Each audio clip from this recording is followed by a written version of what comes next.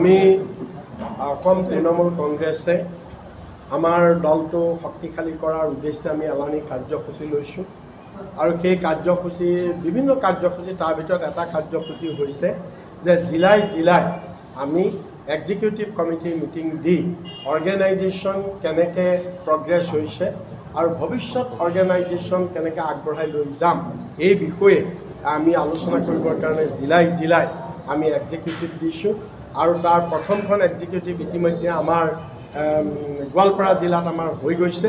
আজি দ্বিতীয়খন এক্সিকিউটিভ আমাৰ হৈছে ইতিমধ্যে চিৰাং জিলাত আৰু এইদৰে আমি আটাইবিলাক যি 29খন জিলা ইতিমধ্যে আমাৰ গঠন হৈছে 29খন জিলাতেই আমি এইদৰে এক্সিকিউটিভ কমিটি পাতি আমি গোটেই সংগঠনটো জিলাত শক্তিশালী কৰিবৰ কাৰণে আমি ব্যৱস্থা লৈছোঁ আৰু তাৰ অংশ হিচাপে আজি ইয়ালৈ আহিছোঁ আৰু ইয়াত ইতিমধ্যে আমি গোটেই অসমতে জিলা কমিটিবিলাক গঠন হোৱাৰ পিছত আমি ব্লক কমিটি গঠনৰ কাম আমি ডিচেম্বৰ মাহৰ ভিতৰত সম্পূৰ্ণ কৰিম আৰু ইতিমধ্যে আমাৰ কিছু ব্লক প্ৰায় গঠন হৈ গৈছে আৰু বাকীখিনি আমি ডিচেম্বৰ মাহৰ ভিতৰত সম্পূৰ্ণ কৰিম আৰু জানুৱাৰী মাহত আমি মণ্ডল কমিটি গঠন কৰি আমি তাৰ লগে লগে গোটেই অসমতে বুথ কমিটি গঠনৰ আমি প্ৰক্ৰিয়া ফেব্ৰুৱাৰীৰ ভিতৰত আমি সমাপ্ত কৰিম বুলি আমি আশা ৰাখিছোঁ আৰু আমি ডিচেম্বৰত আমি এটা লিডাৰশ্বিপ ট্ৰেইনিং কেম্পো আমি কৰিম। এই গোটেইবিলাক কৰাৰ ছাইড বাই ছাইড আমি আন্দোলনৰ কাৰ্যসূচী লৈ আছোঁ। আপোনালোকে জানে গুৱাহাটীত আমি এটা গুৱাহাটী মহানগৰীত আমি এটা গণস্বাক্ষৰ অভিযান আমি চলাইছোঁ। মূল্য বৃদ্ধি আৰু পৌৰকৰ অস্বাভাৱিক পৌৰকৰ বৃদ্ধি আৰু খোৱা পানীৰ নাটনি এইবিলাকৰ প্ৰতিবাদত আমি এটা গণস্বাক্ষৰ অভিযান গুৱাহাটীত চলাইছোঁ। কাইলৈ সেইটো আকৌ হ'ব। আমি সেইটো পৰ্যায়ক্ৰমে বিভিন্ন গেপত আমি সেইটো চলাই আহিছোঁ। 2 ডিচেম্বৰলৈকে আমাৰ সেই কাৰ্যসূচী চলিব। গতিকে চাৰিওফালৰ পৰা আমি এই সাংগঠনিক তৎপৰতাৰে আমি দলটোক গোটেই জনমুখী কৰি আমি ৰাইজৰ মাজলৈ লৈ যাবৰ কাৰণে আমি এই ব্যৱস্থাবিলাক কৰিছোঁ। এই ক্ষেত্ৰত প্ৰথম কথাটো হৈছে চাওক, এইটো এটা নতুন দলটোত কোনোবা মানুহ যদি ইয়াত কিবা নতুন দলটোত আমি নতুনকৈ গঠন কৰিব লাগিব। ইয়াত দল সেইসকলে ত্যাগ কৰিছে যিসকলৰ স্বাৰ্থ ইয়াত পৰিপূৰণ হোৱা নাই। প্ৰথম কথা আমিও গম পাওঁ যিসকলে তাততো কিছুমান নাম ভৰাই দিছে সোঁৱে বাৱে, আচলতে প্ৰকৃততে আমাৰ কৰ্মী হিচাপে স্বজনেহে দিছে, তাকে সোঁৱে বাৱে তেওঁলোকে নাম লিখিছে। এতিয়া কথাটো হ'ল কি তেনেকুৱা দুই এঠাইতো আছে যে তেওঁলোকে দলটোক ভাল পোৱা মানুহে কেতিয়াও দলটোৰ অনিষ্ট কৰা কাম নকৰে। গতিকে এতিয়া মই এটা উদাহৰণ আপোনালোকক দিছোঁ, চমু উদাহৰণ যে এজন ৰজাৰ 2জনী ৰাণী আছিল। সৰুজনী ডাঙৰজনী ৰাণীৰ কোনো সন্তান নাছিল। সৰুজনী ৰাণীৰ এটা সন্তান হ'ল, ল'ৰা সন্তান হ'ল। তেতিয়া 2জনী ৰাণীয়ে দাবী কৰিলে যে এইটো মোৰ ল'ৰা মোক দিব লাগিব। তেতিয়া ৰজাই উপায় নাপাই মেল পাতিছিল মন্ত্ৰী সভাৰ আৰু তাত ৰজাই সিদ্ধান্ত দিছিল যে ঠিক আছে, তোমালোক 2জনী ৰাণীয়ে কাজিয়া নকৰিবা, তোমালোকে কি কৰা, ল'ৰাটো মই সমানে দুফাল কৰি দিওঁ, এফাল সৰুজনীয়ে ল'বা, এফাল ডাঙৰজনীয়ে ল'বা। তেতিয়া কি কৰিছিল, সৰুজনী যিজনীৰ পেটত ল'ৰাটো জন্ম হৈছিল সেই সৰুজনীয়ে কৈছিল যে মোক ল'ৰাটো নালাগে, ডাঙৰজনীকে দি দিয়া, তেওঁৰে ল'ৰা, মোৰ ল'ৰা নহয়, ডাঙৰজনীকে দি দিয়া, অৰ্থাৎ তেওঁ ল'ৰাটো দুফাল কৰিবলৈ দিয়া নাছিল। দিছ। গতিকে যিসকলে তৃণমূলক ভাল পাব সেইসকলে এই উদাহৰণটো মই ল'বলৈ কৈছোঁ। ৰিজাইন দিলে সমস্যা সমাধানটো নহয় আৰু দলটো শক্তিশালী। আনহাতে আন এক কুৱেশ্যন, পৰহি চিৰাঙৰ পাঁচবাৰীৰ ভাৰতীয় বিধানসভাৰ MC কাহিতামাত এগৰাকী 65 বছৰীয়া বৃদ্ধা মহিলা নিজ গৃহতে গুলীয়াই হত্যা কৰিছে দুষ্কৃতিকাৰী। এতিয়ালৈকে কালপ্ৰিটক আৰক্ষীয়ে গ্ৰেপ্তাৰ কৰিব পৰা নাই।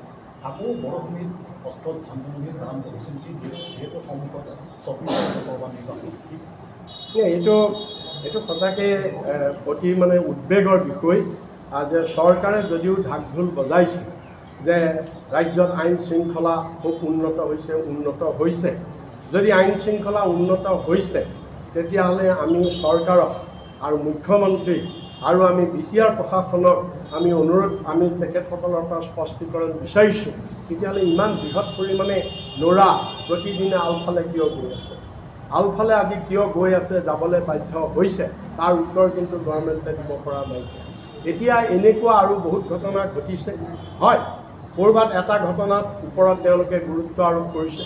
অকল এইটোৱেই চিৰাঙতেই নহয়, উজনি অসমৰ পিনেও বহুত ঠাইত কিছুমান দুষ্কৃতিকাৰী, কিছুমান সন্ত্ৰাসবাদীয়ে বিভিন্ন ধৰণৰ খুটাঘাতমূলক কাম চেগা চুৰুকাকৈ কৰি আছে। গতিকে সেইকাৰণে চৰকাৰে কেৱল চমক সৃষ্টিৰ কাৰণে চৰকাৰে এইবিলাক কাম কৰি আছে, দেখুৱাই ভিতৰি একো নাইকিয়া।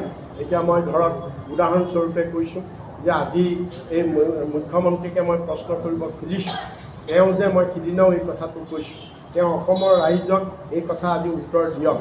ঠিক আছে, আমি ভাল পাইছোঁ তেওঁ বিভিন্ন অফিচত ঘুচ খোৱাৰ কাৰণে দুৰ্নীতি, তেওঁ কৈছে যে আমি জিৰ' টলাৰেঞ্চ দুৰ্নীতিৰ প্ৰতি, আমি সকলোতে স্বচ্ছতা অৱলম্বন কৰিম, আৰু সেইটো তেওঁ প্ৰমাণ কৰিবলৈ বিভিন্ন কাৰ্যালয়ত ক'ৰবাত তেওঁ কট ৰেড হেণ্ডেড কৰি যেনেকৈ হওক ট্ৰেপ কৰি কেইজনমান কৰ্মচাৰী ধৰিছে, পইচা লোৱাৰ কাৰণে তেওঁলোকক জেলত দিছে, সেইটো ভাল হৈছে, আমি সেইটো প্ৰশংসা কৰিছোঁ। কিন্তু লগতে আমি এই কথাটো ক'ম যে সেইসকল পুথি খলিহনাক আপুনি ধৰিব পাৰিলে, কিন্তু ডাঙৰবিলাকৰ যিবিলাক ৰৌ বৰালি তেওঁলোকৰ তদন্ত কোনে কৰে, তেওঁলোকক কোনে ধৰিব? উদাহৰণস্বৰূপে মন্ত্ৰীসকলৰ দুৰ্নীতি কোনে তদন্ত কৰে? আপুনিতো কৰ্মচাৰী দুৰ্নীতি তদন্ত কৰিলে, ধৰিলে, আপোনাৰ মন্ত্ৰী পৰিষদ বা আপোনাৰ নিজৰ দুৰ্নীতি আজি চাৰিওফালে পেপাৰ মেলিব নোৱাৰি।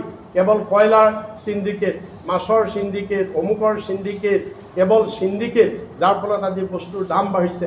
এই চিণ্ডিকেটৰ যে বস্তাই বস্তাই টকা আপোনাৰ মন্ত্ৰী, আপোনাৰ MLA, আপোনাৰ দলীয় বিষয়ববীয়া আৰু আপোনালৈও ভাগ যায় বুলি যিবিলাক কথা আমি পাই আছোঁ, ইয়াৰ তদন্ত কোনে কৰিব? এইখিনি কোনে কৰিব? এইটোৰ উত্তৰ আপুনি দিয়ক, এইটোৰ উত্তৰ আপুনি দিয়ক। এইটোৰ উত্তৰটো আপুনি দিব নোৱাৰে। তাৰ কাৰণে লোক আয়ুক্ত, আপুনি লোক আয়ুক্ত কিয় দিয়া নাইকিয়া অসমত? এইবিলাক তদন্ত কৰিবৰ কাৰণে সুপ্ৰিম কোৰ্টে লোক আয়ুক্ত দিছিলে ৰাজ্যই। আপুনি লোক আয়ুক্ত দিয়া হ'লে ৰাইজে আমি তাত গৈ আপোনালোকৰ বিৰুদ্ধে কমপ্লেইন কৰিব পাৰিলেহেঁতেন। আপুনি লোক আয়ুক্ত নাই দিয়া। তাৰমানে মন্ত্ৰী MLA বিৰুদ্ধে যাতে কোনো অভিযোগ ক'তো দিব নোৱাৰে, তাৰ কাৰণে আপুনি লোক আয়ুক্ত দিয়া নাই। গতিকে এইটোৰ উত্তৰো আমি মুখ্যমন্ত্ৰীৰ পৰা আপোনালোকৰ যোগেদি বিচাৰিছোঁ। যেহেতু সমগ্ৰ যি কংগ্ৰেছে যি ভাৰত জোড়ো যাত্ৰা আৰম্ভ কৰিছে অসমত, এই ভাৰত জোড়ো যাত্ৰা কি ক'ব? নহয়, ভাৰত জোড়ো যাত্ৰাত মই একো নকওঁ, এইকাৰণে নকওঁ কাৰণ এইটো হৈছে প্ৰত্যেক পলিটিকেল পাৰ্টিৰ এটা নিজৰ কাৰ্যসূচী আছে। কংগ্ৰেছে তেওঁলোকৰ কাৰ্যসূচী লৈছে, ভাল কথা, আমিও লৈছোঁ, আমিও এইবিলাক লৈছোঁ, আমিও আন্দোলন কৰিছোঁ, প্ৰত্যেক পাৰ্টি। গতিকে প্ৰত্যেক ভাৰত জোড়োটো হৈছে কংগ্ৰেছ দলৰ এটা নিজা কাৰ্যসূচী, তাত আমাৰ ক'বলগীয়া একো নাই। বেলেগ পাৰ্টিও লৈছে, আমিও লৈছোঁ বেলেগ কাৰ্যসূচী। যেহেতু কালি UDFৰ এক সভা পুনৰ কংগ্ৰেছৰ সৈতে মিত্ৰতাৰ প্ৰস্তাৱ আগবঢ়াইছে আজমলে, কি ক'ব? আজমলে আগবঢ়ালে নহ'ব নহয়। আজমলৰ কথাটো আমি উদ্ভৱ নকৰোঁ। আজমলে ক'লে হ'বনে যে যিজন মানুহে বিজেপিৰ দিনত UDF কৰি মুছলমান ৰাইজৰ ত্ৰাণকৰ্তাৰ ৰূপ লৈ পেলাই তেওঁ মুছলমান ৰাইজৰ সৰ্বনাশ কৰিছে, ৰাজ্যখনত তেওঁ গোটেই সাম্প্ৰদায়িক বিষবাষ্প বিয়পাইছে, বিজেপিৰ কথাত উদ্ভৱ কৰি আছে, যি নিজকে প্ৰমাণিত কৰি দিছে যে তেওঁ বিজেপিৰ বি টিম বুলি। আৰু সেইজনৰ কথাত আমি উদ্ভৱ নকৰোঁ। তেওঁ ক'লেই যে আমি দৌৰি গৈ পেলাই আমি এলায়েন্সত সোমামগৈ, সেইটো কথা নহয়, সেইটো তেওঁ নিজে কৈ থাকে।